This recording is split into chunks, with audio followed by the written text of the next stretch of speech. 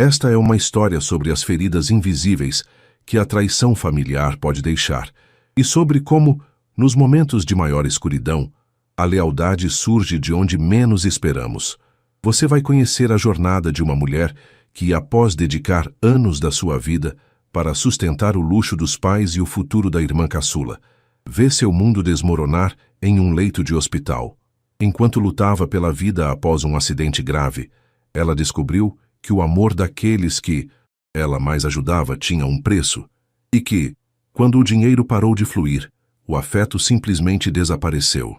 Prepare-se para um relato emocionante de justiça, redescoberta e a força necessária para cortar laços tóxicos em nome de quem realmente importa. Antes de começarmos essa história incrível, não se esqueça de curtir o vídeo, se inscrever no canal e contar pra gente nos comentários de onde você está ouvindo essa história. O cheiro de antisséptico hospitalar sempre me causou náuseas, mas agora, misturado ao aroma metálico de sangue seco que eu ainda sentia impregnado nas minhas narinas, ele era quase insuportável. Eu tentava abrir os olhos, mas as pálpebras pesavam como se tivessem sido seladas com chumbo. O bip rítmico e incessante do monitor cardíaco ao lado da minha cama era o único som que preenchia o vazio do quarto, batendo contra as minhas têmporas como um martelo ruidoso. Eu estava viva.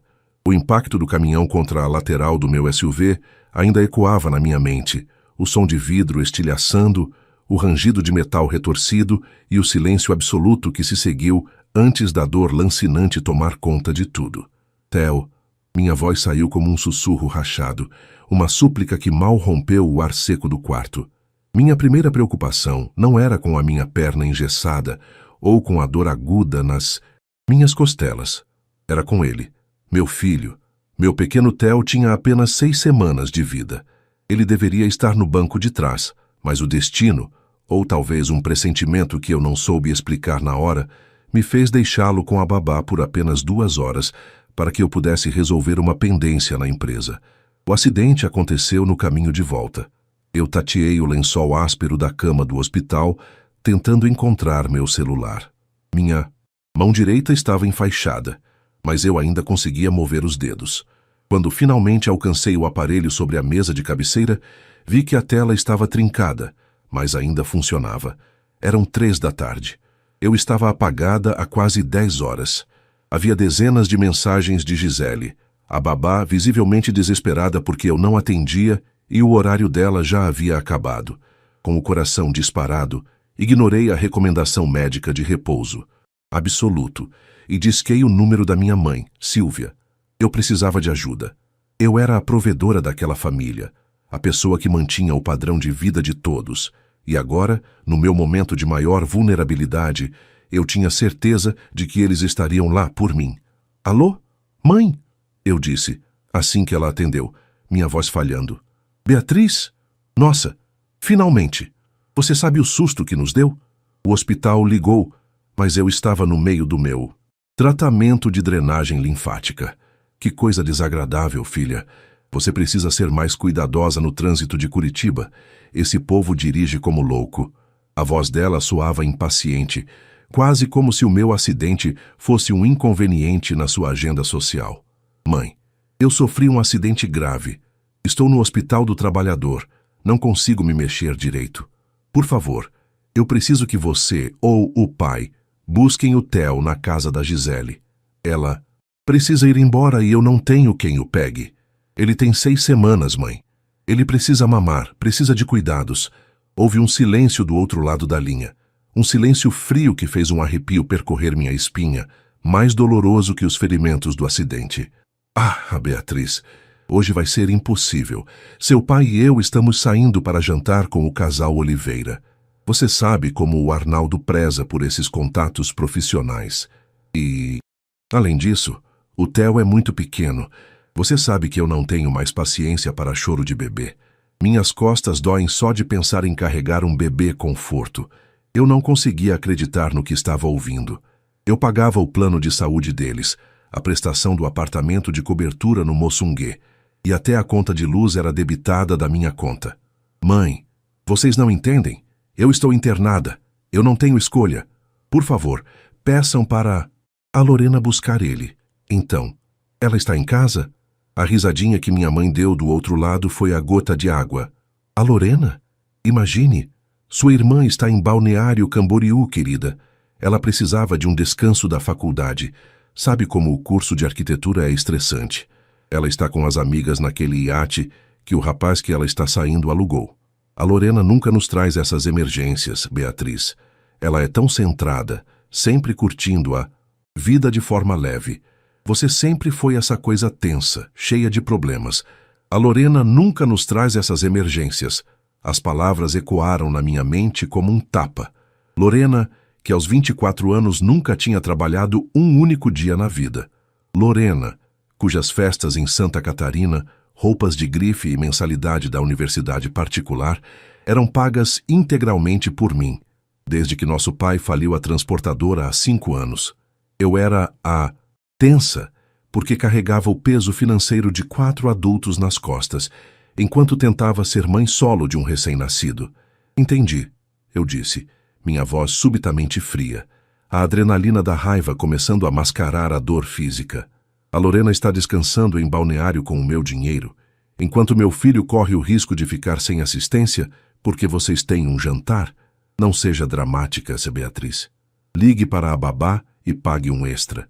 Você tem dinheiro para isso. Amanhã, se der tempo, passamos aí para te ver. Agora preciso desligar, meu cabelo está quase pronto. Melhoras, viu? O sinal de linha ocupada soou no meu ouvido, seco e definitivo. Eu olhei para o teto branco e descascado do quarto, sentindo uma lágrima quente escorrer pelo canto do meu olho. Não era uma lágrima de tristeza, mas de uma clareza brutal. Eu estava sozinha. O emo-amor deles era diretamente proporcional ao saldo da minha conta bancária. Minha mão tremeu enquanto eu abria o aplicativo do banco. Meus dedos agiam quase por instinto, movidos por uma fúria silenciosa que queimava no meu peito. Primeiro, entrei no agendamento de transferências. Cancelei a mesada de R$ 8.000 que eu enviava para os meus pais todo dia primeiro. Em seguida, acessei o portal da faculdade de Lorena, bloqueei o pagamento da próxima mensalidade e removi meu cartão de crédito como forma de pagamento recorrente. Por fim, entrei no aplicativo da operadora de cartões e cancelei os 2 adicionais que estavam em posse deles.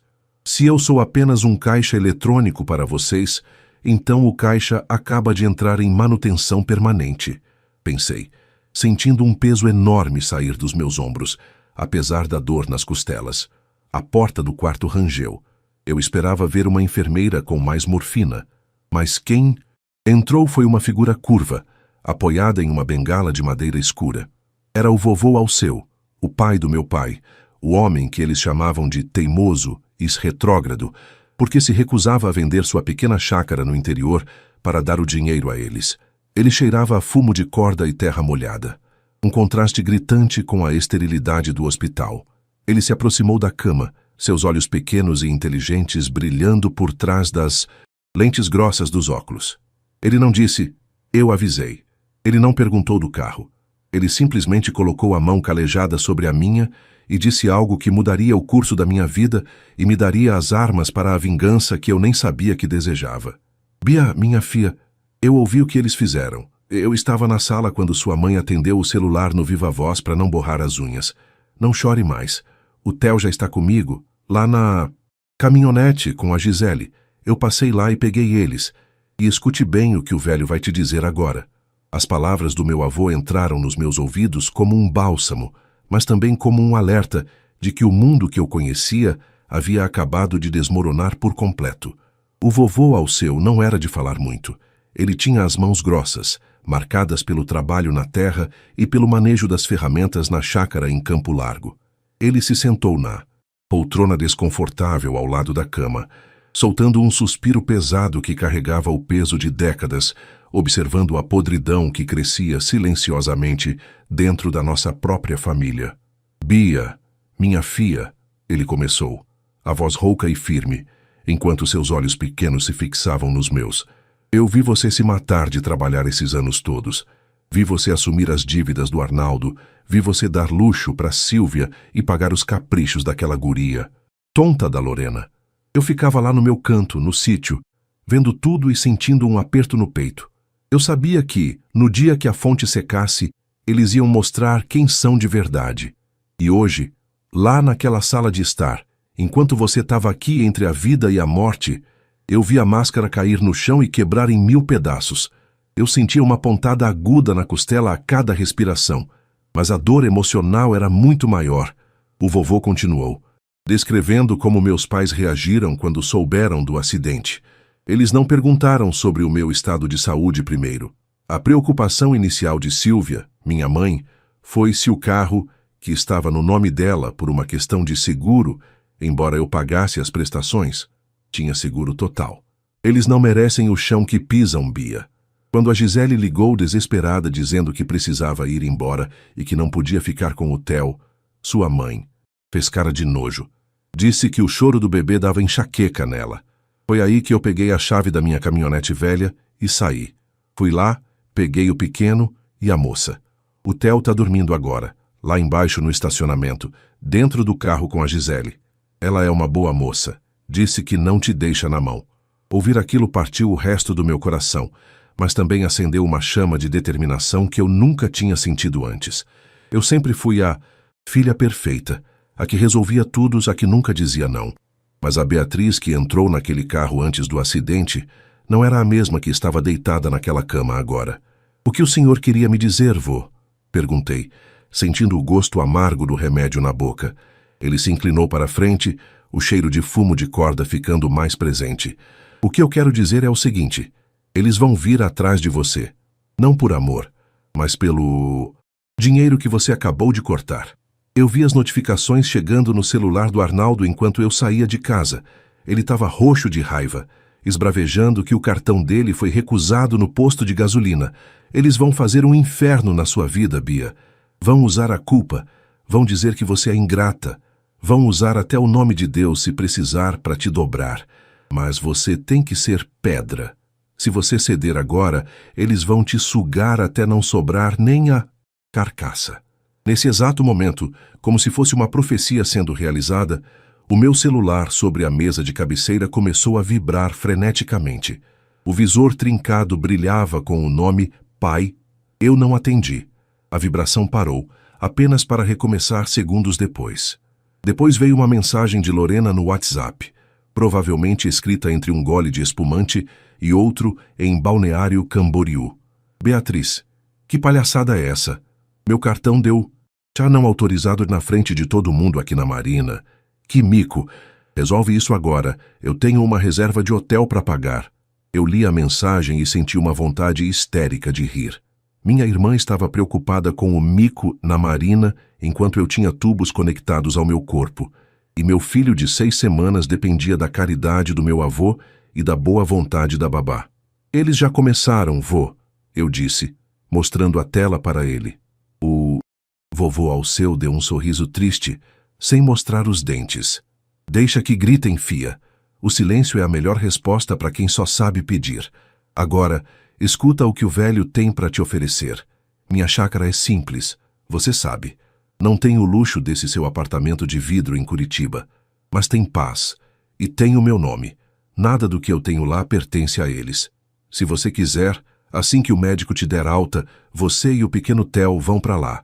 Eu cuido de vocês. E enquanto vocês estiverem lá, ninguém entra sem a minha permissão. A oferta era tentadora. A chácara ficava a cerca de 1 hora da capital, um refúgio cercado por pinheiros e o ar puro da serra. Era o lugar onde eu passava as férias na infância, antes de me tornar uma executiva viciada em trabalho e escrava das necessidades da minha família. Eu aceito, vô. Mas antes, eu preciso terminar o que comecei. Eu não vou só cortar o dinheiro. Eu vou retomar o que é meu por direito. Eu comecei a planejar mentalmente. O apartamento onde meus pais moravam estava no meu nome. O carro que meu pai dirigia? No meu nome. A conta bancária que Lorena usava? Uma conta conjunta onde eu era a titular principal. Eu tinha passado anos construindo um império de papel para sustentá-los, e agora eu ia demolir cada coluna dessa estrutura. A dor nas minhas costelas parecia diminuir conforme a adrenalina da estratégia tomava conta de mim. Eu chamei a enfermeira e pedi meu prontuário e o contato do setor jurídico do hospital. Eu precisava documentar que meus pais se recusaram a buscar meu filho, o que configurava abandono de incapaz em uma situação de emergência. Eu não ia apenas me afastar, eu ia me proteger legalmente para que eles nunca pudessem usar o Theo contra mim no futuro. Bia, o vovô me chamou, já se levantando para ir ver o bebê no carro. Não deixe o ódio te transformar neles. Faça o que precisa ser feito pela justiça, não pela maldade. Não é ódio, vô. É sobrevivência. Respondi com uma voz que eu mal reconheci de tão fria. Quando ele saiu, o quarto mergulhou novamente no silêncio, interrompido apenas pelo barulho da chuva fina que começava a cair lá fora, as famosas gotículas curitibanas que deixavam o asfalto brilhando. Sob a luz dos postes, eu peguei meu celular novamente. Bloqueei Lorena, bloqueei minha mãe, deixei apenas o número do meu pai liberado, porque eu sabia que ele seria o primeiro a vir pessoalmente quando percebesse que a vida de luxo estava escorrendo pelo ralo. Eu olhei para o relógio na parede. Eram quase 7 da noite. A medicação estava começando a me deixar grogue, mas eu me forcei a ficar acordada. Eu sabia que o confronto final daquela noite ainda não tinha acontecido, e eu estava certa.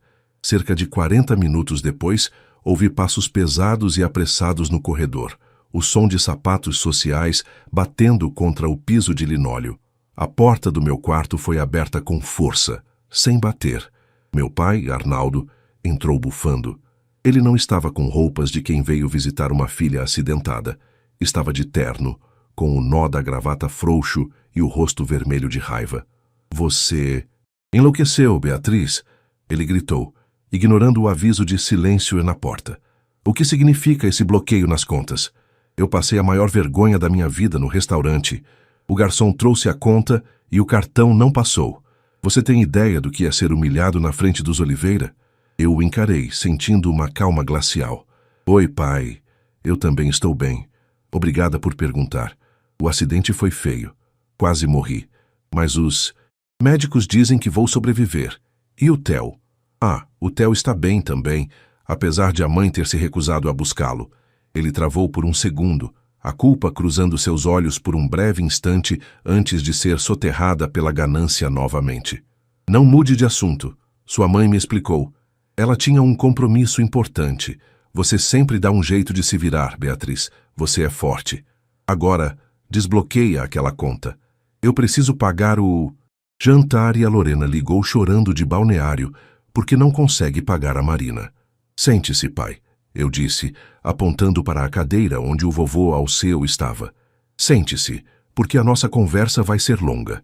E eu sugiro que você ouça com muita atenção, porque a partir de amanhã, o seu padrão de vida vai mudar drasticamente. Arnaldo parou no meio do quarto, o peito subindo e descendo, com uma indignação que eu, em outros tempos, teria tentado aplacar com desculpas e um novo depósito em sua conta. Mas aquela Beatriz, a filha que se sentia culpada por ter tido sucesso enquanto o pai falia, tinha ficado presa entre as ferragens daquele carro na rodovia do Xisto. O homem à minha frente, com seu terno de corte impecável, pago com o bônus de Natal da minha empresa, parecia um estranho egoísta e barulhento que cheirava a um perfume importado caro demais, para quem não tinha um centavo no próprio nome. Você não tem o direito de fazer isso, Beatriz, ele vociferou, batendo com a mão na beirada da minha cama. O impacto fez meu corpo vibrar e uma fisgada terrível percorreu minhas costelas, me tirando o fôlego por um segundo. Nós somos seus pais. Tudo o que você tem, você deve à educação que te demos, aos sacrifícios que fizemos quando você era pequena. Cortar nossos cartões sem aviso prévio é uma molecagem, uma falta de caráter sem tamanho. Eu respirei fundo, sentindo o ar entrar com dificuldade, mas mantendo o olhar fixo no dele. Sacrifícios, pai? Você está falando da transportadora que você afundou em apostas e má gestão? Ou está falando dos últimos 5 anos, onde eu paguei cada parcela da dívida que você deixou com agiotas para que você não fosse preso? Minha voz era baixa, mas cada palavra pesava como uma pedra. Eu não devo nada a vocês, pelo contrário. Se fôssemos colocar na ponta do lápis o que eu gastei sustentando o estilo de vida de família tradicional curitibana de vocês, eu poderia ter comprado 3 apartamentos no Batel. Ele abriu a boca para retrucar, mas eu continuei. A adrenalina começando a anestesiar a dor física. Eu estava morrendo hoje cedo. O Theo, o seu neto, estava sozinho, sem ter quem o buscasse.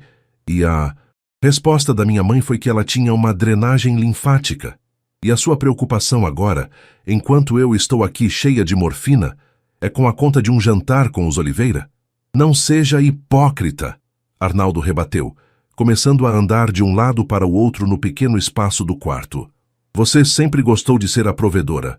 Gostava de se sentir superior, de esfregar na nossa cara que era a executiva de sucesso. Nós só aceitamos o seu dinheiro para que você se sentisse bem no seu papel de filha. E agora você usa isso como arma? É baixo, Beatriz. É cruel.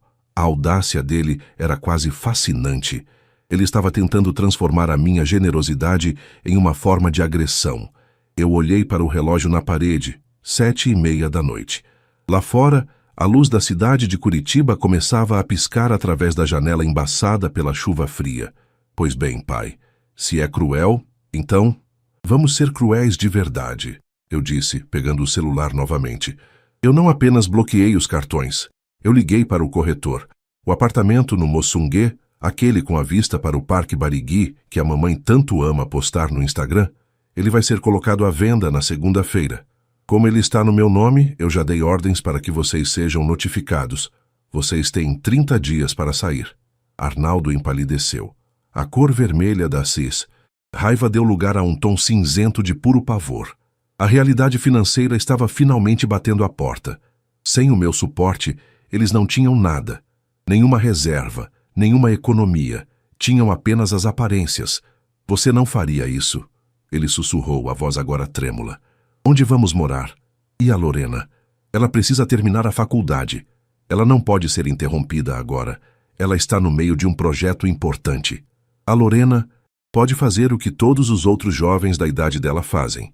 Conseguir um emprego, ou talvez um estágio, ou quem sabe ela possa pedir ajuda para os amigos do iate em Balneário Camboriú. Respondi, sentindo um prazer amargo ao ver o desespero dele. E quanto a vocês, sugiro que procurem um lugar que caiba na aposentadoria do senhor, que eu sei que você recebe, mas usa apenas para pagar as mensalidades do clube de golfe.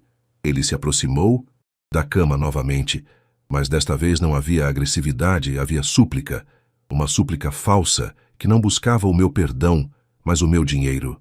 Bia, por favor, não faça isso de cabeça quente. Você sofreu um trauma. Não está pensando direito.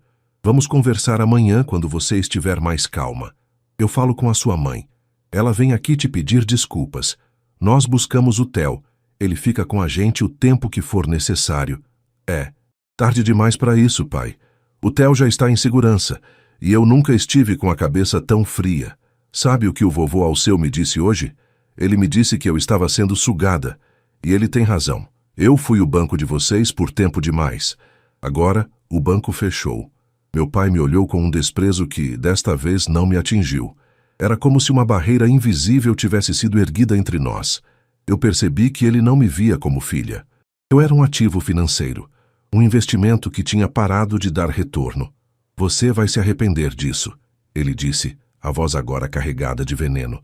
Quando você precisar de uma família, quando esse seu filho crescer e perguntar pelos avós, você vai lembrar desse dia. Você vai ficar sozinha, Beatriz. Sozinha com o seu dinheiro e a sua arrogância. Antes sozinha do que cercada por parasitas que me deixariam morrer se isso significasse um depósito a mais na conta. Rebati. Agora saia daqui. Eu preciso descansar. E leve o perfume caro com você. Ele está me dando enxaqueca. Arnaldo saiu batendo a porta com tanta força que o quadro com as normas do hospital, pendurado na parede, ficou torto. Eu fechei os olhos e deixei o silêncio voltar. Meu coração batia devagar, mas com firmeza. Eu sabia que a batalha estava apenas começando. Eles não iam desistir. Fácil. Lorena ligaria, Silvia viria com lágrimas de crocodilo e haveria ameaças judiciais. Mas eles não sabiam de uma coisa. Eu já tinha transferido a maior parte dos meus investimentos para uma conta de custódia em nome do Theo, com o vovô Alceu como administrador caso algo me acontecesse. Eu tinha me cercado legalmente antes mesmo de eles cruzarem aquela porta. Eu tateei o interruptor e apaguei a luz do quarto. No escuro, as luzes da cidade pareciam mais brilhantes. Eu pensava no Theo. Imagino-o agora na chácara, sentindo o cheiro de lenha queimada e sendo cuidado por mãos que realmente o amavam, sem pedir nada em troca. Pela primeira vez em anos, eu não senti o peso da responsabilidade de manter o mundo de todos em pé. Eu só precisava manter o meu mundo e o do meu filho. O resto poderia queimar, e eu assistiria às cinzas caírem com um sorriso no rosto. A dor no meu corpo ainda era intensa, mas a sensação de liberdade era mais forte. Eu adormeci ouvindo o som da chuva, sabendo que, quando acordasse, eu não seria mais a Beatriz que todos podiam pisar. Eu seria a Beatriz que eles aprenderiam a temer. A alta hospitalar veio 3 dias depois, mas para mim, cada hora naquele quarto pareceu uma eternidade de silêncio, intercalada pelo som estridente de notificações que eu me recusava a abrir. O corpo ainda protestava. Cada movimento era uma negociação dolorosa com as minhas costelas e com a perna esquerda, agora imobilizada por uma bota ortopédica pesada. No entanto, a dor física era quase um lembrete tátil de que eu ainda estava aqui, de que eu era sólida, enquanto o mundo de aparências que eu sustentei por tanto tempo estava evaporando como neblina matinal sobre o Parque Barigui. Vovô Alceu chegou cedo no dia da alta. Ele não usava terno como meu pai, mas uma camisa de flanela xadrez gasta e um casaco de lã grossa para enfrentar o vento cortante que soprava em Curitiba naquela manhã. O cheiro de sabão de coco e tabaco que emanava dele era o cheiro da minha infância. Um conforto que eu não sabia o quanto precisava até sentir o peso de sua mão no meu ombro. "Vamos para casa, Bia. Para casa de verdade", ele disse, me ajudando a sentar na cadeira de rodas enquanto a enfermeira organizava os papéis da alta. A viagem até Campo Largo foi feita em um silêncio respeitoso. O balanço da caminhonete antiga, uma F1000 que vovô mantinha como se tivesse saído da fábrica ontem, era estranhamente terapêutico. Eu olhava pela janela, observando os prédios modernos de Curitiba darem lugar às araucárias imponentes e aos campos verdes conforme subíamos a serra. Eu sentia que estava atravessando um portal. De um lado, era a executiva estressada que pagava as contas de luxo de uma família parasita. Do outro, uma mulher que precisava aprender a ser mãe e a se curar em meio às ruínas de sua antiga vida. Ao chegarmos na chácara, o som do motor morrendo foi substituído pelo canto dos pássaros e pelo latido distante de um vira-lata. Gisele, a babá, saiu na varanda com Theo no colo. Quando vi meu filho, todo embrulhado em uma manta de lã azul, senti um nó na garganta que nenhuma morfina seria capaz de aliviar. Vovô me ajudou com as muletas, e cada passo no cascalho do quintal parecia uma vitória. "Ele se comportou como um anjinho, Bia", Gisele disse, me entregando o pequeno. Segurar Theo nos braços, sentir o calor do seu corpo e aquele cheiro doce de bebê, foi o momento em que a ficha finalmente caiu. Eu quase morri. E é naquele momento de vida ou morte, as pessoas que eu mais ajudei me deram as costas. A raiva que eu sentia no hospital não tinha desaparecido. Ela tinha apenas se transformado em uma determinação fria e calculista. Eu ia garantir que o futuro do meu filho fosse construído sobre rocha, não sobre a areia movediça daquela família. Instalada no quarto de hóspedes, que cheirava a lavanda e madeira antiga, peguei meu celular. Era hora de ver o tamanho do estrago que o meu fechamento de torneira tinha causado. Havia mais de 50 chamadas perdidas de Sílvia. Lorena, por sua vez, tinha passado o tempo postando indiretas no Instagram, fotos com os olhos vermelhos e legendas sobre decepções familiares e que dinheiro mudando as pessoas. "É impressionante a audácia", murmurei para mim mesma, lendo uma mensagem de Lorena enviada há poucas horas. "Beatriz, eu tive que voltar de ônibus de balneário." Ônibus. Você tem noção do que é? "Raísso, meus amigos me viram na rodoviária. Você destruiu minha reputação. Se você não desbloquear meu cartão agora, eu vou contar para todo mundo na faculdade que você está tendo um surto psicótico por causa do acidente." Eu sorri. Um sorriso sem alegria, mas cheio de uma satisfação sombria. Lorena realmente achava que sua reputação na faculdade de arquitetura era mais importante que a minha vida. Gisele, chamei a babá que estava na cozinha preparando um chá. Você pode ficar com o Theo um pouco? Eu preciso fazer uma reunião de negócios. Abri o notebook. Minhas costelas latejaram, mas eu ignorei. Acessei o sistema da imobiliária que administrava os meus imóveis. O apartamento no Moçungue era o meu trunfo mais pesado. Meus pais moravam lá há 4 anos, sem pagar um centavo de aluguel ou condomínio. Enviei um e-mail formal para o Dr. Maurício, meu advogado de confiança, instruindo-o a protocolar a notificação de desocupação imediata por quebra de comodato verbal. Em seguida, entrei no portal do Detran. O carro que meu pai dirigia, um sedã de luxo, estava no meu nome. Solicitei o bloqueio administrativo do veículo por apropriação indébita. Se ele fosse parado em qualquer blitz na Avenida Batel, o carro seria guinchado na hora.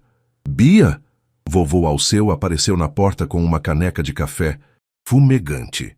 Você está com aquela cara de quando era pequena e decidia que ia montar o quebra-cabeça de 1000 peças sozinha. O que você está aprontando? Estou apenas pegando as minhas peças de volta, vô, respondi, aceitando o café. O senhor disse que eles iam usar a culpa contra mim, e já começaram. Mas eles esqueceram que quem tem os recibos de tudo sou eu. Você sabe que eles não vão sair daquele apartamento sem fazer um escândalo. Não sabe? A Silvia adora um drama. Ela vai chamar os vizinhos, vai ligar para a rádio, vai dizer que você é uma filha desalmada que está jogando os pais idosos na rua. Que digam. Dei de ombros, sentindo uma pontada de dor. Eles não são idosos desamparados. O papai tem 58 anos e a mamãe 54. Estão na flor da idade para começarem a trabalhar de verdade. Eu dei a eles uma vida de rei e rainha por meia década. O reinado acabou. Naquela noite, o silêncio da chácara foi quebrado pelo toque estridente do telefone fixo do vovô.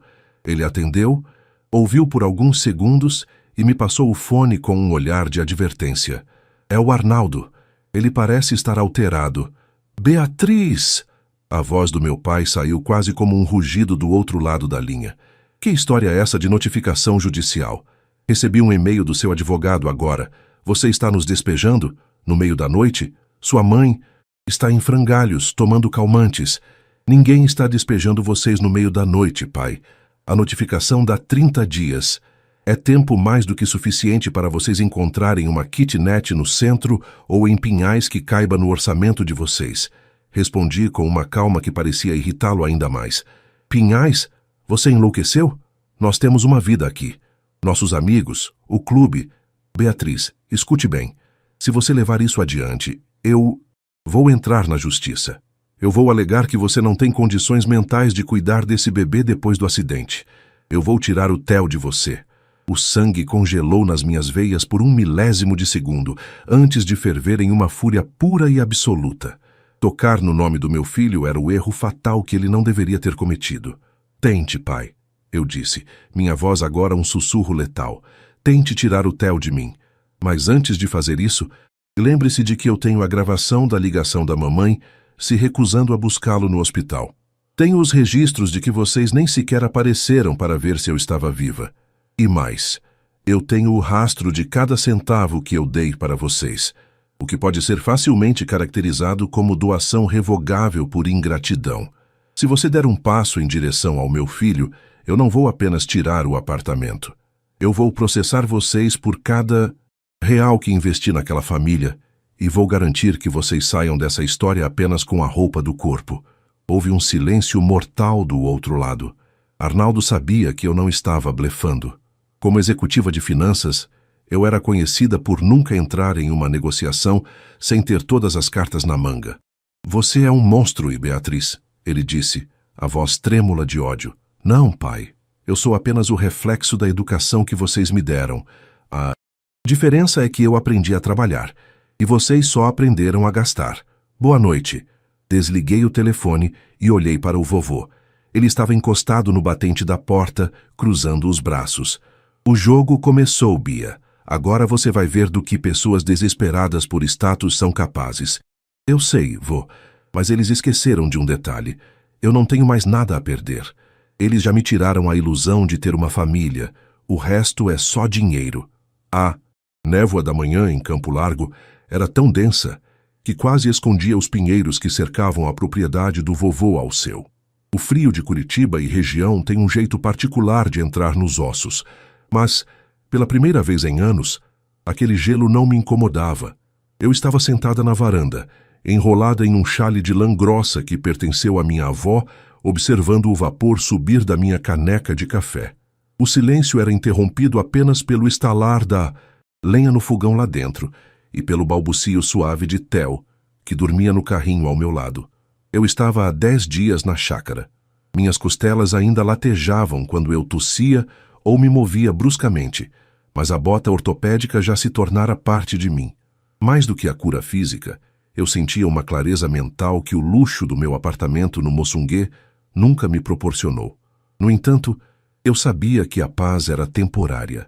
O silêncio dos meus pais e da minha irmã nos últimos 2 dias não era um sinal de rendição. Era o silêncio de quem estava planejando o próximo golpe. O som de um motor forçando a subida da estrada de terra interrompeu meus pensamentos. Não era o som potente da caminhonete do vovô, nem o barulho discreto do carro de entregas. Era um som agudo, de pneus derrapando no cascalho úmido. Um SUV branco, coberto de lama, parou bruscamente diante da porteira. Eu reconheci o carro na hora. Era o veículo que eu pagava para Lorena, o presente de formatura antecipado que ela exigiu para ir à faculdade. Minha irmã desceu do carro parecendo uma miragem distorcida naquele ambiente rural. Ela usava botas de cano alto de uma grife francesa, calças brancas que já estavam manchadas de barro e um casaco de pele sintética que gritava Balneário Camboriú. Ela bateu a porta do carro com tanta força que Theo despertou, soltando um choro agudo e assustado.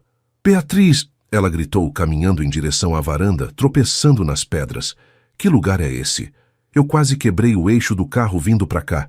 Você perdeu o juízo de vez? Eu não me levantei. Continuei bebendo meu café, observando-a como quem observa um espécime curioso em um laboratório. Oi, Lorena. Vejo que o ônibus de Balneário para Curitiba não foi tão traumático assim, já que você ainda tem energia para dirigir até aqui.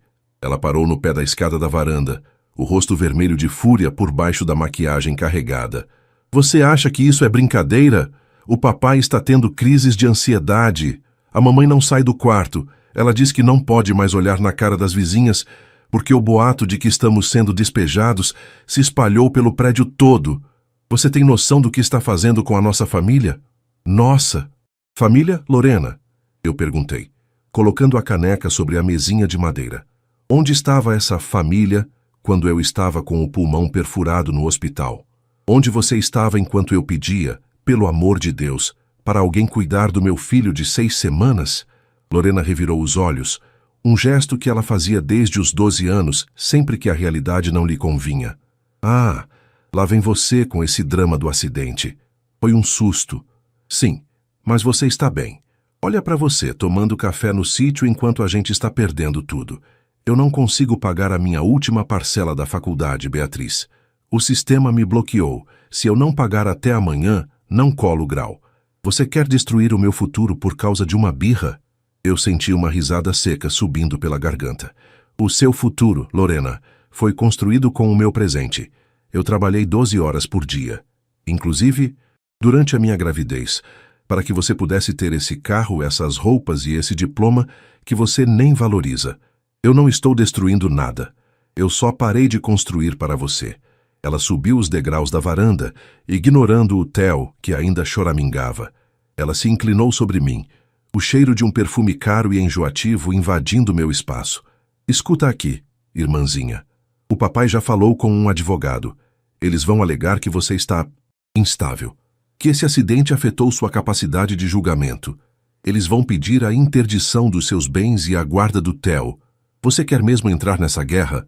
Devolve o acesso às contas, cancela a venda do apartamento e a gente esquece isso.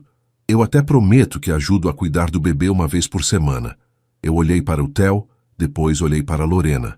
A audácia dela era quase admirável se não fosse tão patética. Sabe o que é? Engraçados, Lorena.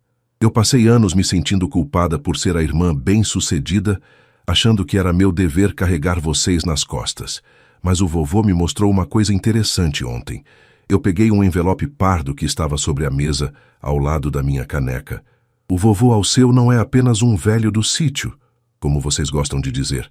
Ele guardou todos os comprovantes de depósitos que eu fiz na conta do papai nos últimos 5 anos, porque ele era meu fiador em alguns contratos da transportadora antes dela falir, e eu fiz a minha própria investigação. Você sabia que o curso de arquitetura que eu pago é integral, mas que você não aparece nas aulas há 2 semestres? Lorena empalideceu. O batom vermelho parecia agora uma mancha de sangue em um rosto de papel. O quê? Do que você está falando? Eu liguei para a reitoria, Lorena.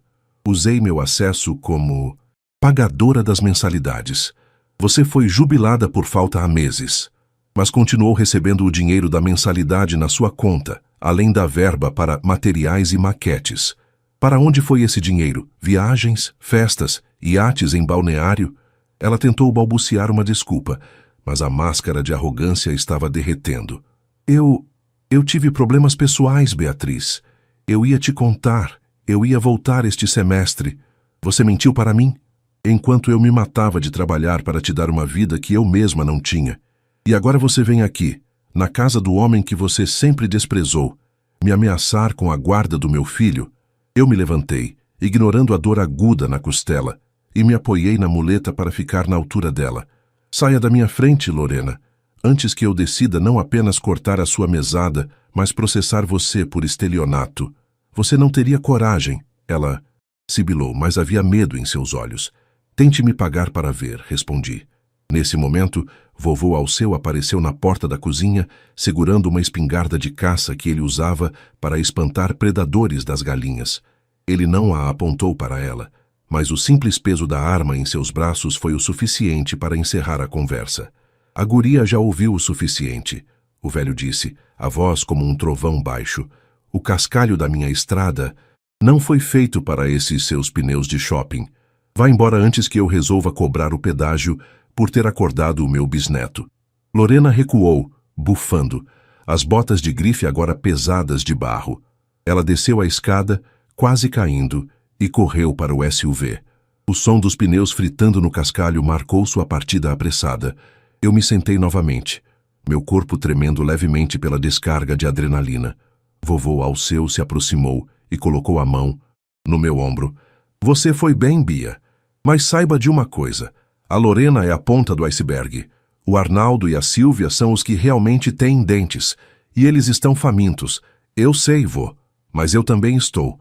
Só que eu estou com fome de justiça. Peguei meu celular e disquei para o Dr. Maurício. Maurício, pode avançar com a segunda fase do plano. Quero o bloqueio de todos os bens móveis que estão dentro do apartamento do Moçunguê. Se eles querem sair, vão sair apenas com as roupas que estão no corpo. E quero que você protocole hoje mesmo a notícia crime contra a Lorena por apropriação indébita dos valores da faculdade. É hora de mostrar para eles que o banco não apenas fechou, mas que agora está cobrando os juros.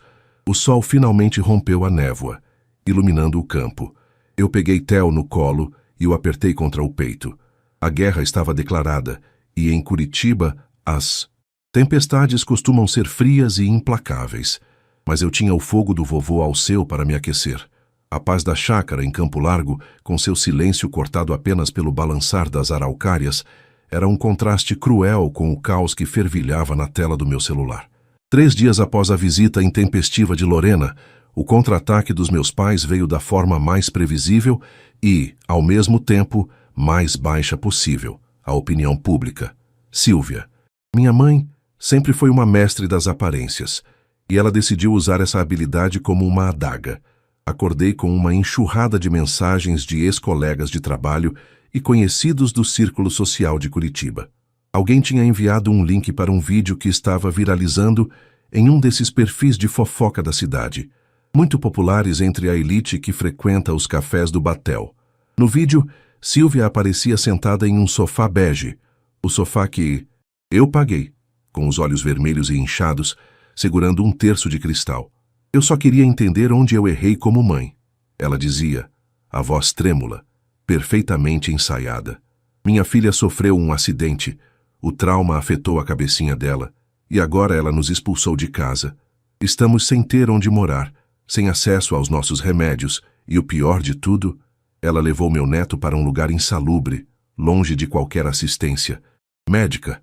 Eu temo pela segurança daquele bebê. O impacto daquelas palavras me atingiu como um soco no estômago. Ela estava me pintando como uma louca instável e negligente perante toda a cidade. A sessão de comentários era um tribunal de linchamento. Que horror! O dinheiro sobe a cabeça das pessoas. Como alguém faz isso com os próprios pais idosos? Alguém precisa chamar o conselho tutelar. Senti meu peito apertar. E a dor nas costelas voltou com força total. Uma queimação que parecia querer me impedir de respirar.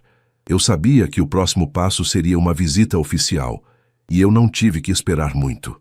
Por volta das 2 da tarde, uma caminhonete branca com o emblema da prefeitura parou diante da porteira.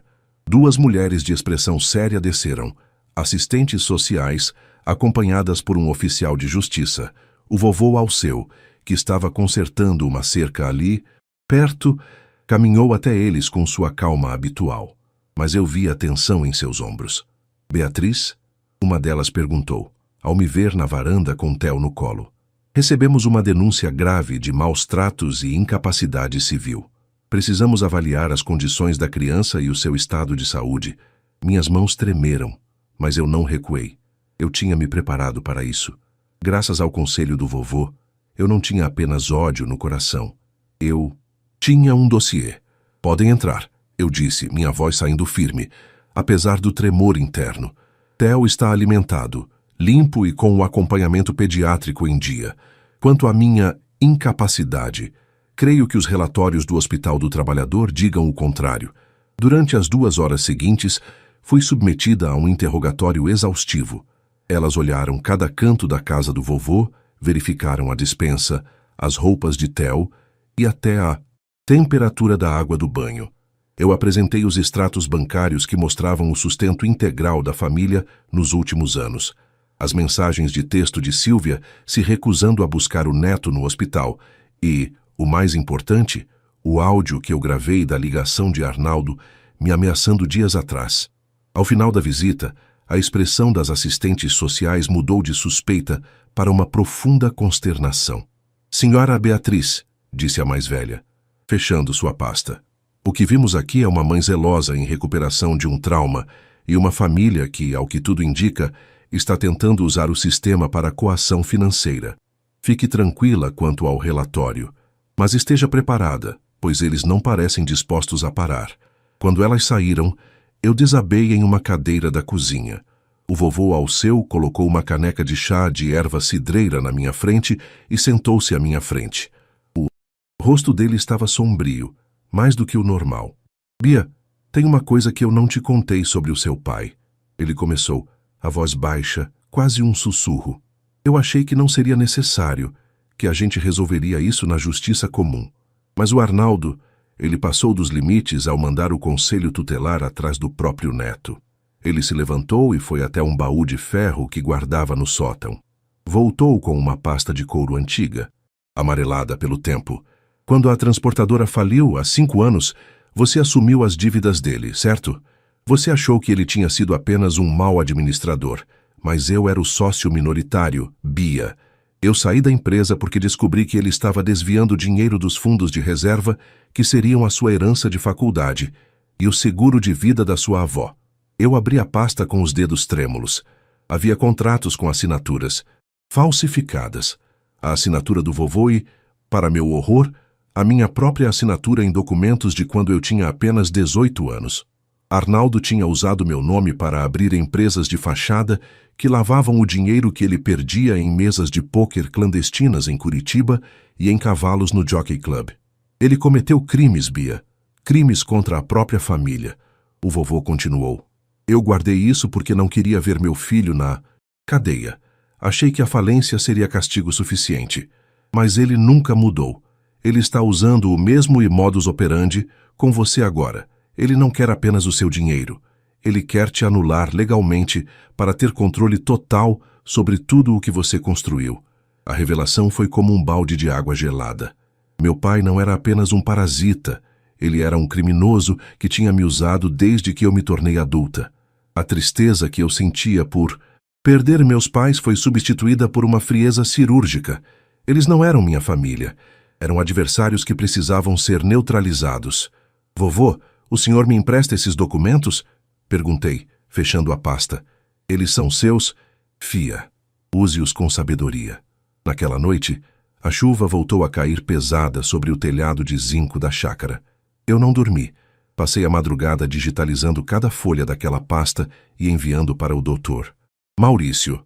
O plano original de apenas despejá-los e cortar a mesada agora parecia pouco. Eles queriam guerra? Eles teriam uma aniquilação. Mandei uma última mensagem no grupo de WhatsApp da família, onde eu ainda não tinha bloqueado Silvia e Arnaldo, apenas para que eles vissem. Mãe, vi o seu vídeo. Atuação digna de um Oscar. Pai, as assistentes sociais adoraram o chá do vovô.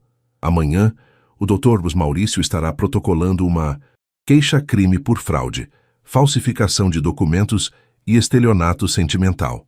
Vovô Alceu enviou lembranças e os originais daquela pasta de couro de 2019. Sugiro que vocês procurem um advogado criminalista, e não um de família. O tempo das aparências acabou. O silêncio que se seguiu foi absoluto. Ninguém respondeu. Ninguém digitou. Pela primeira vez em 10 dias, eu senti que a vantagem era minha. Eu estava protegida pelas paredes da chácara e pela verdade que o vovô guardou por tanto tempo. Mas eu sabia que um animal acuado é o mais perigoso. E Arnaldo, sem dinheiro e com a ameaça da prisão batendo à porta, faria uma última jogada desesperada. Eu só não imaginava que essa jogada envolveria o retorno de alguém que eu pensei ter deixado no passado para sempre. A manhã final chegou com uma geada que cobriu os pastos de Campo Largo com um manto branco e quebradiço. O ar estava tão frio que cada respiração parecia cortar os pulmões.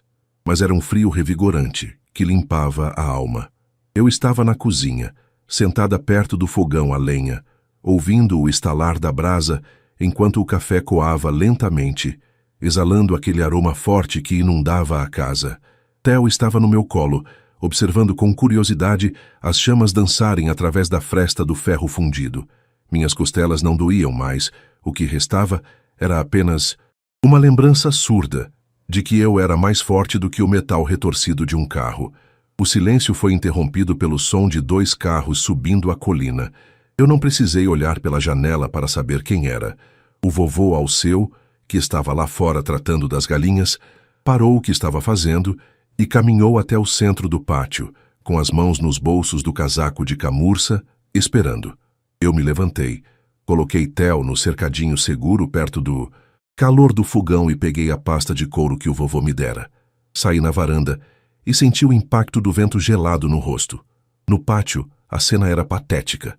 Arnaldo e Silvia desceram de um táxi. O carro luxuoso já havia sido recolhido pelo guincho na noite anterior, conforme a ordem judicial que o Dr. Maurício conseguira.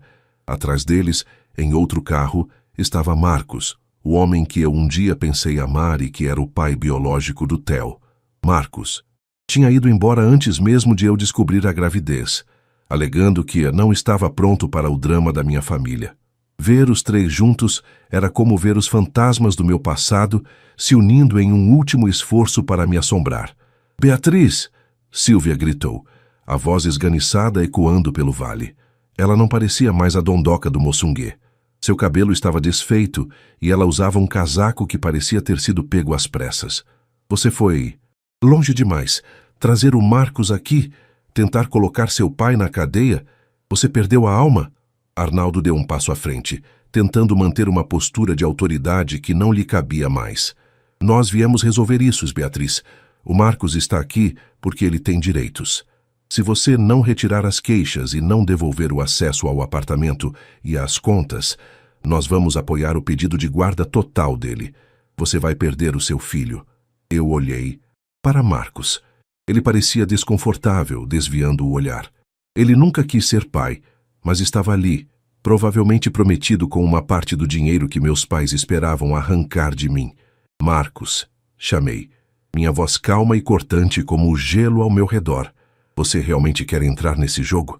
Você sabe que eu tenho os comprovantes de todos os meses em que você ignorou minhas mensagens sobre os exames de pré-natal? Sabe que eu tenho a sua assinatura no documento de renúncia informal que você me mandou quando ele nasceu. Ele abriu a boca para falar, mas Arnaldo o interrompeu. Não ouça ela está blefando. Beatriz, assine os termos de desistência da venda do imóvel e a transferência de 50% das suas ações para o meu nome. Ou nós entramos com o processo agora mesmo. O advogado está a um telefonema de distância. Eu dei um passo à frente, descendo o primeiro degrau da varanda. O vovô Alceu se aproximou, ficando ao meu lado como uma muralha de carvalho antigo. Vocês falam muito em direitos e família. Eu comecei, abrindo a pasta de couro. Mas esquecem que em Curitiba as coisas se resolvem com papéis, não com gritos. Pai, eu não vou retirar as queixas. Na verdade, o Dr. Maurício acaba de protocolar uma atualização. Lembra daquelas assinaturas falsificadas? De 2019. Descobrimos que você continuou fazendo isso até o mês passado, usando uma procuração que você me fez assinar enquanto eu estava sob efeito de sedativos no hospital no dia seguinte ao acidente. Arnaldo estacou. O rosto dele passou do vermelho para um tom de cinza doentio. Isso é mentira, ele gaguejou. É crime, pai. Estelionato, fraude documental e abuso de incapaz. Continuei, sentindo uma onda de poder que nada tinha a ver com dinheiro, mas com a verdade pura. E quanto a você, mãe, o vídeo que você postou, ele foi anexado ao processo como prova de alienação parental e difamação. As assistentes sociais já entregaram o relatório. O juiz não apenas negou qualquer liminar de vocês, como emitiu uma medida protetiva. Vocês não podem chegar a menos de 200 metros de mim ou do Theo. Silvia começou a chorar, mas desta vez não era para a câmera. Era um choro de desespero real, de quem percebe que o palco desabou. Beatriz, por favor, onde vamos morar? Nós não temos nada, você vai nos deixar na rua? Vocês têm o que merecem, respondi, sem um pingo de hesitação. Eu deixei uma pequena quantia em uma conta poupança em nome do vovô. É o suficiente para vocês alugarem uma casa simples em Almirante Tamandaré e recomeçarem. Mas há uma condição. Vocês vão assinar uma confissão, detalhada de todos os desvios que fizeram. Se um dia vocês tentarem se aproximar de mim, do Theo ou do meu dinheiro novamente, eu entrego a confissão e as provas para o Ministério Público, e vocês vão passar o resto da velhice em Piraquara, na penitenciária. Marcos, vendo que o barco estava afundando, deu meia volta. Eu não assinei nada com eles, Bia. Eu só vim porque o Arnaldo disse que o bebê estava em perigo. Eu tô indo embora. Não quero nada de vocês. Ele entrou no carro e saiu em disparada, deixando poeira e silêncio para trás. Meus pais ficaram ali, pequenos e derrotados diante da imensidão da chácara e da força da filha que eles tentaram destruir. Vão embora. O vovô Alceu disse, a voz grave e definitiva. O táxi está esperando. Aproveitem a carona, porque é a última coisa que a Beatriz paga para vocês. Eles se viraram, humilhados, e caminharam de volta para o carro. Eu os observei partir até que o som do motor sumisse na estrada. O peso que eu carregava há 5 anos, o peso de sustentar sonhos alheios, de perdoar traições sistemáticas, de ser o esteio de quem só queria me sugar, finalmente desapareceu. Voltei para dentro da casa. O calor do fogão me abraçou. Peguei Theo no colo e ele sorriu para mim. Um sorriso desdentado e puro que valia mais do que qualquer cobertura no Moçungue. Agora somos só nós, pequeno, sussurrei, beijando sua testa. Eu não era mais a executiva que vivia para os outros. Eu era a Beatriz, dona do meu destino, curada e protegida. A vingança não tinha sido doce, como dizem os livros. Ela tinha sido necessária, como uma cirurgia que remove um tumor para que o resto do corpo possa viver. Pela janela, vi o sol de inverno brilhar sobre as araucárias. Eu tinha perdido uma família de sangue, mas tinha ganhado a liberdade. E ao lado do vovô Alceu e do meu filho, eu finalmente sabia o que significava a palavra lar.